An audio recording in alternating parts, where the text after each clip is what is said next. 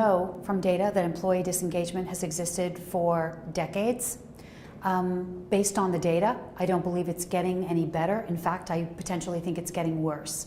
And the reason why I think it's getting worse is, years ago, the generations before the millennials, there were many things that were keeping employees there in the workplace. So even though many companies had a dysfunctional culture that didn't really support that employee and that wasn't a wonderful place for them to go every day, they put up with it and they dealt with it because they were waiting for their 30th anniversary. They were waiting for the gold watch. They had the pension plan, right, that was hung over their heads. And so they knew that if they just toughed it out long enough, we no longer have workplaces that have things like that are very desirable, like a pension plan, like health benefits for life, like the gold watch, like the big party, like the loyalty banner, to keep us there. And so, now if you don't create a workplace culture that is extraordinary, your people are going to leave because there are no carrots anymore. And employee engagement is so not a soft thing.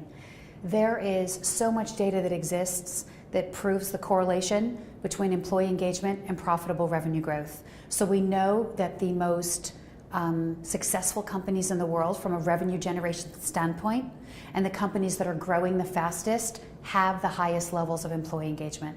And the reason why that is because we know that engaged workers are more creative, they're more productive, they provide better customer service, they stay longer, they make fewer mistakes, they're absent less, they are great ambassadors for your brand, right? They speak volumes about your company, and they also recommend you as an extraordinary workplace to their family and friends. The vast majority of people who come into your workplace every day or who work for you remotely have checked out, right? They're putting in time, but no passion or creativity and energy.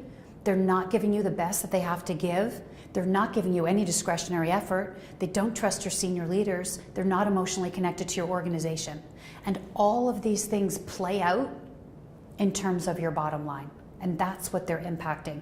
And so I always say that in order to get your senior leaders engaged in engagement, the way you do that is to gather this compelling data that shows the correlation between employee engagement and profitable revenue growth and share it with your senior leadership team.